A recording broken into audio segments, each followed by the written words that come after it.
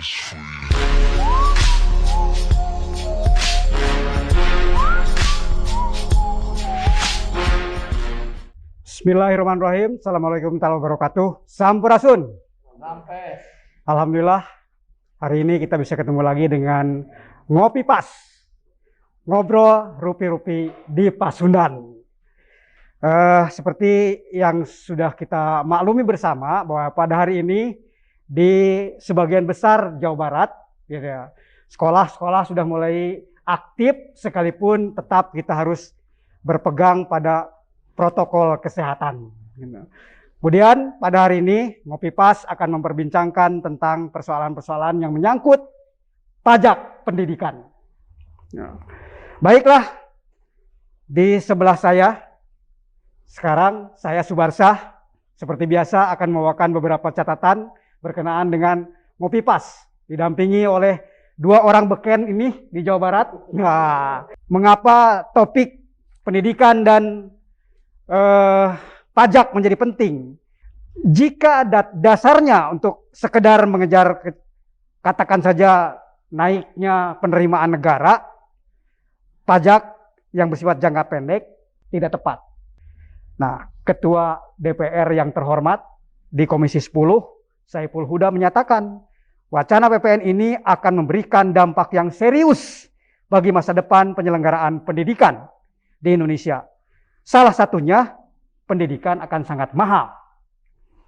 Kami memahami jika 80% pajak sumber pendapatan Indonesia negara itu bersumber dari pajak 80%. Negara tergantung pada sektor pajak, tapi kendati demikian pemerintah hendaknya berhati-hati gitu, memasukkan sektor pendidikan sebagai objek pajak, terlebih di tengah-tengah penderitaan yaitu COVID-19.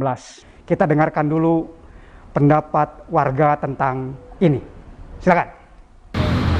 Menurut saya pastinya saya kurang setuju ya, karena itu tuh kan sekarang lagi pandemi gini, terus kan usaha-usaha banyak yang ditutup, terus juga banyak yang pemberhentian pekerjaan. Jadi menurut aku itu menjadi pemicu yang nggak setuju gitu, bukan hal yang baik untuk menaikkan pajak dana pendidikan. Kalau saya sih, kalau setuju ya setuju aja ya, tapi sama ratakan juga, jangan cuma di perkotaan aja. Jadi fasilitas ke pinggir juga lebih diperhatikan lah intinya. Itu aja sih ya.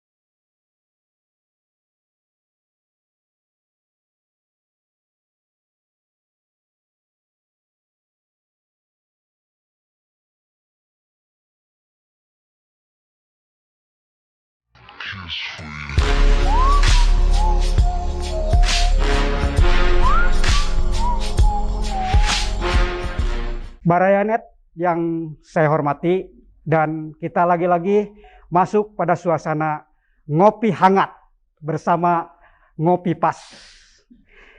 Di tengah-tengah kita sudah ada dua tokoh Jawa Barat, dua tokoh yang kelihatan oleh kita menjadi sangat-sangat agresif untuk memberikan apresiasi kepada masyarakat, termasuk mengkritisi hal yang sekarang kita hadapi bersama. Kang Acu, Siap. sudah Kang lama Musa. kita nggak ketemu. Mohon. Sebetulnya urgensinya apa sih? Kok harus dipajak-pajakin begini pendidikan? Urgensinya ya teori of kepepet ya. Karena sejak pemerintahan Jokowi itu rasio penerimaan pajak terhadap PDB atau tax ratio terus turun lah. Kurang lebih begitu. Ditambah saat pandemi begitu ya. Nah jadi Kang Barsa, pada saat pandemi ini kita ada keluar undang-undang khusus yang memungkinkan pemerintah itu untuk memperbesar defisit ya. Namun ketika memperbesar defisit itu kan ada batasnya. Nah tahun 2023 itu adalah batas di mana defisit APBN itu terhadap PDB Kang Barsa harus kembali ke 3% ya. Tahun kemarin itu 6,14, tahun ini di sekitar 4, sekian, hampir mendekati 5%. Nah problemnya apa? Bahwa ketika defisit membesar dan harus kembali tahun 2023 itu ke 3% maksimal terhadap PDB, maka otomatis pendapatan harus naik. Maka berkembanglah upaya-upaya untuk menggali penerimaan pajak semaksimal mungkin. Nah sayangnya upaya menggali ini tidak kreatif menurut saya gitu ya. Tidak kreatif kenapa? Kok yang digali sektor pendidikan? Pendidikan itu adalah hak azazi manusia dan itu adalah amanat undang-undang dasar gitu ya. Dan oleh karena itu pendidikan itu bukan harusnya diberikan disinsentif pajak, tapi harusnya diberikan insentif pajak. Ini yang menurut saya keliru. Oke, Kang Acu. Ini kan jadi ngeri-ngeri sedap gitu ya kata orangnya. Gini, di satu sisi kita menggali tentang peluang pajak baru, pemain baru. Dan sasarannya justru hal yang sangat mengikat banyak orang. Sembako lah, kemudian kesehatan lah, dan pendidikan. Nah, tapi di sisi lain dikasih tax holiday buat orang-orang gede. Nah ini bagaimana pandangan Kang Acu? Ya itulah saya kira Kang Barsa memang tidak tidak konsisten berpikirnya ya. Ya misalkan pada saat ini kita memberikan pembebasan terhadap pajak kendaraan mewah ya, pajak kendaraan bermotor untuk mewah ya, PPNBM maksud saya. Kemudian kita juga tahun-tahun sebelumnya tadi memberikan tax lah, amnesti begitu ya. Nah saya melihat bahwa ya ketika di sektor pendidikan, di sektor pangan begitu ya, dan kemudian di sektor kesehatan yang notabene adalah hak azazi daripada masyarakat, itu harusnya diberikan kemudahan gitu ya. Nah terlepas apakah segmentasinya untuk kelas tertentu, kalau saya dapat informasi kan bahwa sembako yang akan dikenakan pajak itu sembako yang premium lah ya begitu. Dan tapi kan ketika sembako itu masuk ke dalam negeri kan juga sudah kena pajak impor yang tinggi begitu. Dan kemudian juga mungkin permintaan masyarakat juga tidak terlalu banyak lah begitu kan begitu. Dan itu mungkin bisa menjadi substitusi buat kelompok menengah ke bawah dan mungkin kelompok menengah atas jadinya mengkonsumsi sebenarnya itu. Oke, gitu ya. Terima kasih Kang Acu. Hanya saya juga ingin mengingatkan kepada Barayanet, memang kalau pajak-pajak untuk dikonsumsi orang kaya dikenakan PPN seperti tidak masalah. Karena orang kayanya makannya dipuncelut, gitu. Makanannya makanan orang-orang rakyat jelata, gitu dimakannya. Takut kolesterol katanya. Nah, sekarang kita ke Kang Iwan, Kang. Apa benar pendidikan itu sama sekali tidak kena pajak sehingga harus dikenakan pajak yang seperti ini? Saya melihat ini anggota DPR ini telat mengomentari ini, termasuk para aktivis pendidikan. Bahwa sebenarnya kita sudah berpuluh-puluh tahun kena pajak gitu. Bahwa yang namanya sumber pendapatan sekolah itu yang pertama dari APBN, APBD, dan yang ketiga adalah pungutan atau sumbangan dari masyarakat.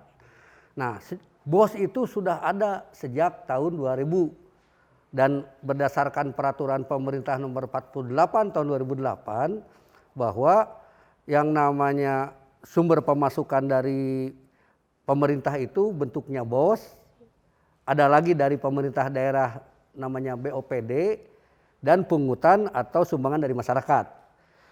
Kalau pendidikan dasar itu mutlak, yang negeri itu tidak boleh ada pungutan, yang negeri. Tetapi namanya sumbangan. Yang swasta itu boleh pungutan dan boleh sumbangan. Nah persoalannya yang namanya BOS itu sudah kena pajak untuk PPN dan PPH. PPN untuk biaya operasi, non personalia. Untuk biaya operasi personalia, untuk biaya personalia, kan guru-guru honorer itu dibayar oleh BOS, dibayar oleh itu kena pajak PPH. Ini sudah lama terjadi gitu. Berarti bukan lagi double tax. Ini bukan wacana. Justru DPR, para pemerhati pendidikan harus menghentikan yang sudah bertahun-tahun sekolah kena pajak. Yang paling rugi karena sekolah swasta itu boleh memungut dan boleh sumbangan. Saya yakin Kang Acu bahwa sumbangannya undang-undang yang namanya undang-undang pembentuk sumbangan yayasan lah, tidak kena pajak. Tetapi pungutan yang dilakukan oleh swasta, SPP atau UKT di perguruan tinggi itu kena pajak. Nah, jadi yang paling dirugikan adalah sekolah-sekolah swasta selama ini. Kalau sumbangan dibebaskan dari pajak, maka pungutan SPP atau iuran rutin itu kena pajak. Untuk negeri sudah lama. Namun untuk PNS, saya sebagai guru PNS, gaji saya kena pajak, tapi ada tunjangan pajak dibayar oleh pemerintah. Nah, tetapi ketika belanja BOS, belanja baik dari BOS daerah maupun di provinsi kena. Kalau tidak kena ya kita dianggap merupakan pelanggaran dari aturan BOS, tidak membayar pajak. Jadi aneh kalau memang ada wacana, bukan wacana sekali lagi. Kami sudah terjadi di sekolah-sekolah baik PPN maupun PPH. Yang persoalannya sebetulnya SMA itu, SMK, sekolah menengah boleh melakukan pungutan berdasarkan PP 48 kan. Dari pemerintah ada pungutan. Yang tidak boleh itu pendidikan dasar, SD, SMP. Tapi saya tidak tahu tiba-tiba ada kebijakan Gubernur Jawa Barat tanpa ada alasan jelas, SMA pun tidak boleh ada pungutan. Harus sumbangan, maka yang memungut kena teguran dari sabar pungli. Ini aturan dari mana? Jadi sekali lagi pajak ini sudah hal yang biasa bagi kami sebagai pelaksana di lapangan. Begitu Kang. Oke, Kang Iwan. Kita sekarang sangat jadi dapat pencerahan. Ternyata di sekolahan itu nggak usah ribut kena pajak yang sekarang, dari dulu juga sudah kena pajak. Cuman bagaimana menghentikan yang selama ini kami ya sekalian ada Kang Acu lah, teriakan aja. Nah pertanyaannya sekarang gitu, yang ideal oke lah kena pajak, tapi jangan terjebak jadi komersialisasi pendidikan itu. Yang seperti apa kira-kira menurut Kang Iwan yang ideal untuk sebuah pendidikan supaya tidak berat pada masyarakat? Ya kan tadi katakan bahwa sumber dana pendidikan itu ada pungutan, ada sumbangan dari masyarakat gitu. Kalau pungutan itu waktunya ditentukan, besarannya ditentukan, dan ada sanksi apabila tidak bayar dia akan kena sanksi tidak ikut bisa ujian, misalkan di perguruan tinggi lah, tidak bayar SPP, nah itu pungutan. Kalau sumbangan itu tidak mengikat, artinya berapapun, kapanpun bayarnya tidak ditentukan dan tidak ada resiko akademik bagi mahasiswa atau bagi siswa. Jadi kalau baiknya biaya operasi itu penuhi semua oleh pemerintah, baik operasional maupun non operasional untuk sekolah standar. Tapi kalau sekolah itu ingin bermutu, ingin lebih meningkat, maka ada sumbangan dari masyarakat, tapi jangan memaksa, sifatnya sukarela, R-nya 1 bukan 2. Kalau R-nya jadi sukarela kan, jadi tidak. Nah itu yang ideal itu seperti itu. Jadi masyarakat ikut membantu, jangan seperti sekarang yang namanya kebijakan politik gratis ya gratis. Mau pakai Fortuner, mau pakai Pajero, mau pakai mobil mewah apapun, Mercy, tapi gratis sekolah SD SMP. Itu yang tidak ada masyarakat karena apa? Sekolahnya takut gitu, takut oleh APH gitu. Kalau ada sumbangan begitu kan. Baiklah, Barayanet yang saya hormati, para pemirsa dan para narasumber, supaya kopinya tidak terlalu dingin, kita ngopi dulu. Siap.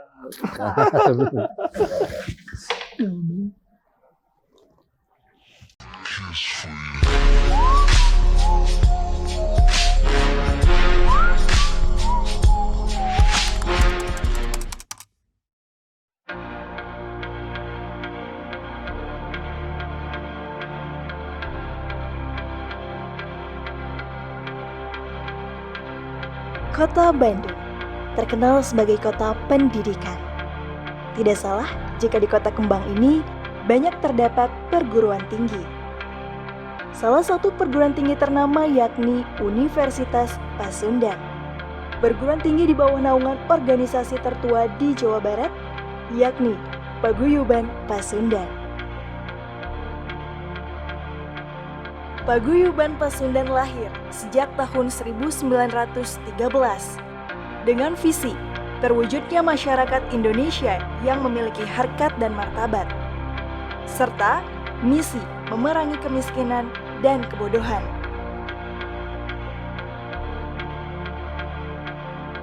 Dengan moto Luhung Elmuna, Pengkuh Agamana, Jembar Budayana, Paguyuban Pasundan berperan untuk kemerdekaan Republik Indonesia dan mengisi kemerdekaan Indonesia, terutama dalam bidang pendidikan.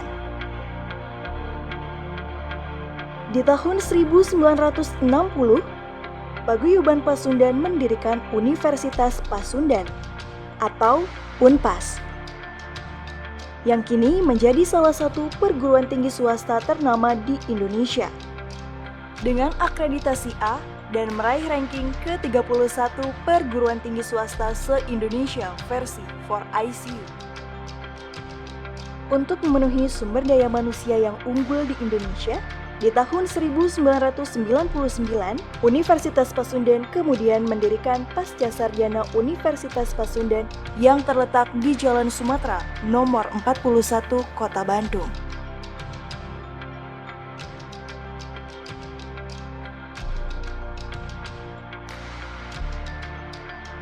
Hingga saat ini, Pascasarjana Unpas memiliki 3 program doktor, yakni Doktor Ilmu Manajemen, Doktor Ilmu Sosial, Doktor Ilmu Hukum, dan 11 program magister, yakni Magister Administrasi dan Kebijakan Publik, Magister Manajemen, Magister Teknik Industri, Magister Ilmu Hukum, Magister Teknologi Pangan, Magister Pendidikan Matematika, Magister Teknik Mesin, Magister Ilmu Komunikasi, Magister Pendidikan Bahasa Indonesia, Magister Kenotariatan, dan Magister Akuntansi. Memiliki ruang kuliah yang nyaman, dengan dosen pengajar yang mumpuni dan berpengalaman, serta berbagai fasilitas lain,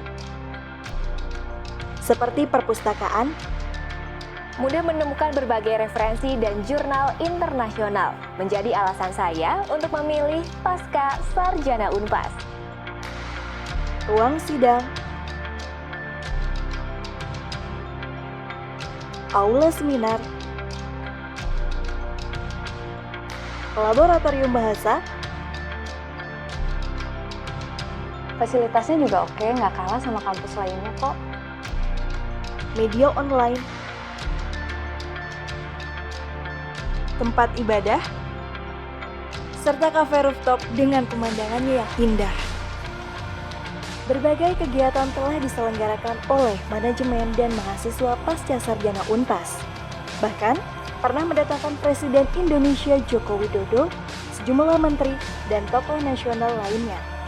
Kegiatan lainnya yang rutin digelar di Pascasarjana yakni reuni Ikat Pascasarjana Unpas, seminar nasional dan internasional, serta rapat kerja manajemen dan pimpinan.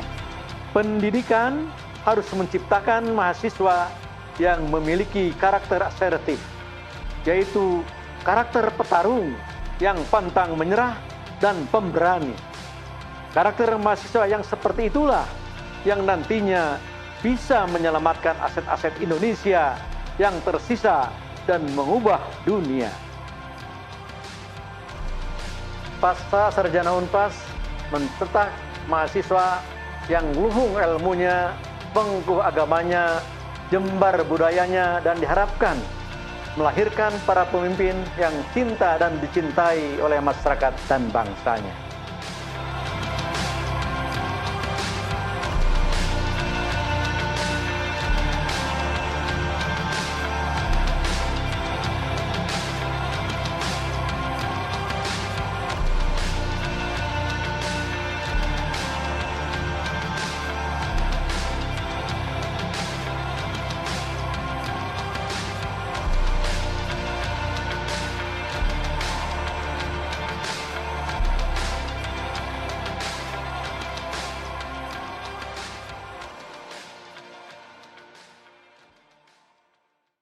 Rayanet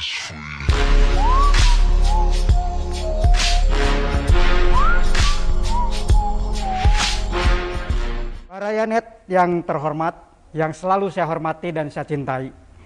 Ngopi Pas itu ternyata benar-benar pas.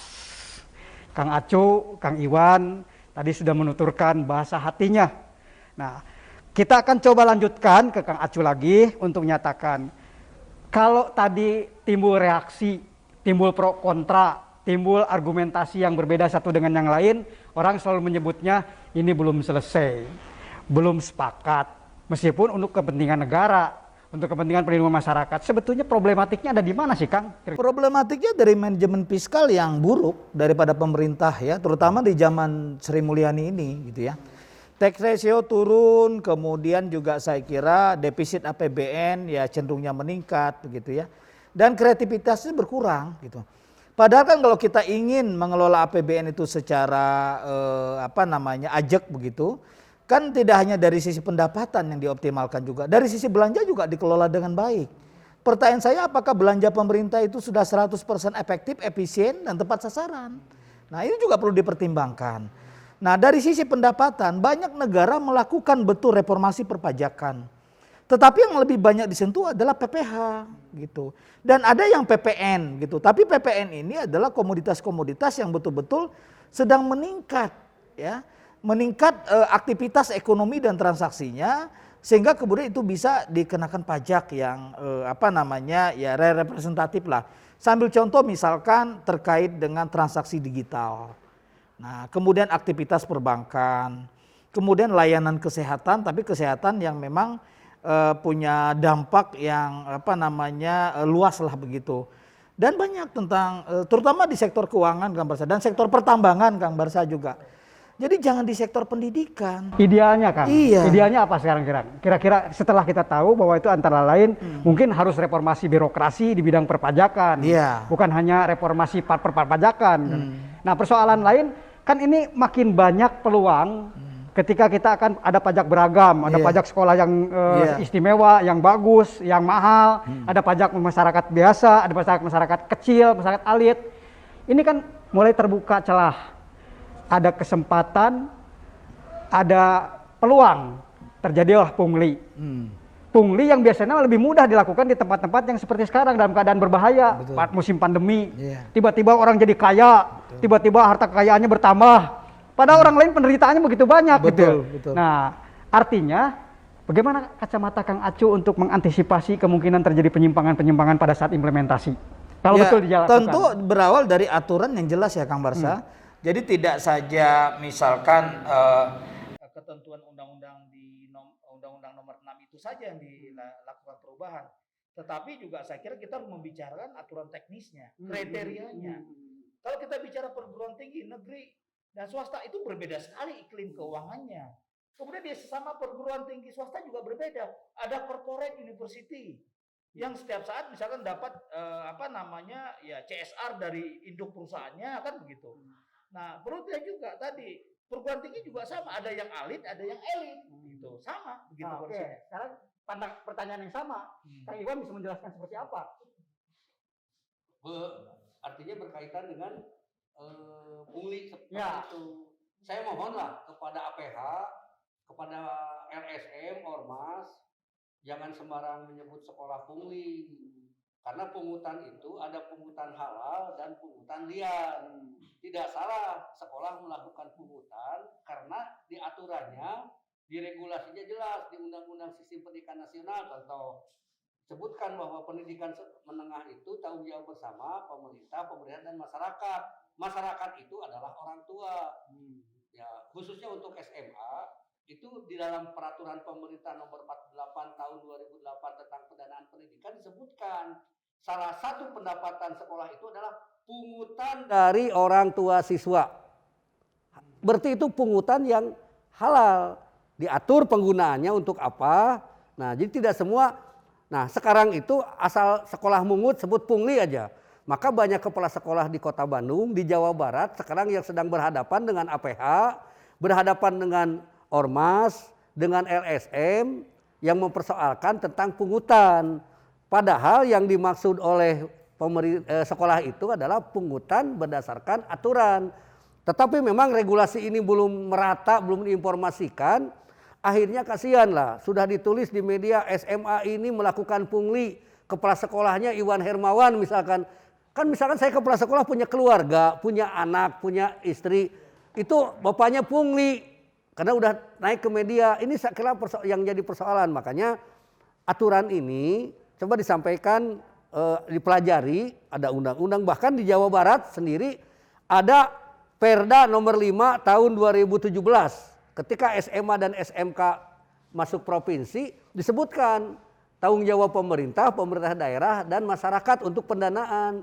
Tapi karena ada kepentingan kebijakan politik dari Gubernur Jawa Barat, Pak Ridwan Kamil langsung di media, Jawa Barat gratis. Di mata masyarakat, oh gratis kudu mayar. Karena sudah ada BOPD, biaya operasional pendidikan daerah. BOPD ini biaya operasi. Saya tadi katakan sekolah itu ada biaya operasi, ada biaya investasi. Biaya operasi itu diganti oleh pemerintah dengan BOPD. Namun kata Pergub, bagi masyarakat yang mampu diperbolehkan untuk memberikan bantuan. Tetapi ini yang jarang dibaca oleh teman-teman di lapangan, akhirnya dianggap pungutan liar, padahal itu pungutan. Jadi sekali lagi yang namanya jangan sembarang pungutan, karena memang aturannya boleh. Tapi sekali lagi kebijakan politik bisa mengatakan gratis walaupun bertabakan undang-undang. Saya tidak tahu apakah Gubernur Jawa Barat menggunakan aturan Undang-Undang nomor 23 dengan kewenangan provinsi bahwa SMA itu kewenangan provinsi mau gratis enggak. Nah, kesimpulannya gitu. Naon Pak Iwan? Kesimpulannya berkaitan dengan pungli ini. Dua kata weh, ya. kesimpulan aku mah. Belum merata informasi regulasi baik ke masyarakat, orang tua, APH maupun Ormas LSM. Sip. Kang Acu. Terlalu dini ya pemerintah mewacanakan apalagi ingin merubah Undang-Undang nomor 6 tahun 83 terkait dengan pungutan terhadap pendidikan. Diskusinya masih panjang, kriterianya harus jelas dan saya kira ini harus segera dibatalkan. Terima kasih. Ya, itu bertanda bahwa ada kehidupan yang terus merupakan sistem. Tidak Satu ada lagi, masalah. Yang paling dirugikan ya, dengan pajak ini adalah sekolah-sekolah swasta. Ya. Nah itu aja kesimpulannya. Sekali lagi, semua persoalan itu adalah sebuah sistem. Saya tidak akan simpulkan diskusi di Ngopi ini karena ngobrol rupi-rupi di lingkungan Pasundan. Sekaligus juga ngobrol tentang pendidikan. Ngopi, mudah-mudahan ke depan tetap kita bertahan, pendidikan semakin bagus, semakin berkembang, semakin bertanggung jawab, dan kita semua tetap akan tunduk dan taat kepada Undang-Undang Dasar 45, khususnya pasal 31, bahwa pendidikan adalah hak sekaligus kewajiban kita bersama. Billahi taufiq wal hidayah. Assalamualaikum warahmatullahi wabarakatuh. Ngopi benar-benar pas.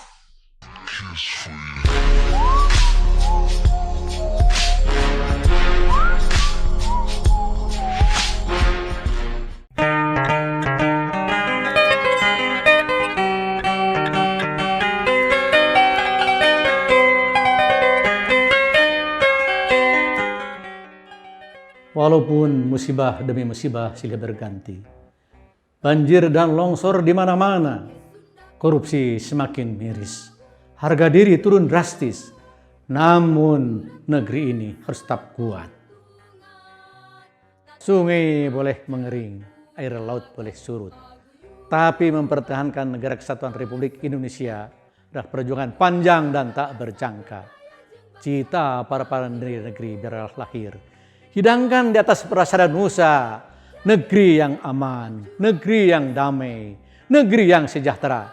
Mari kita lawan korupsi, mari kita lawan corona.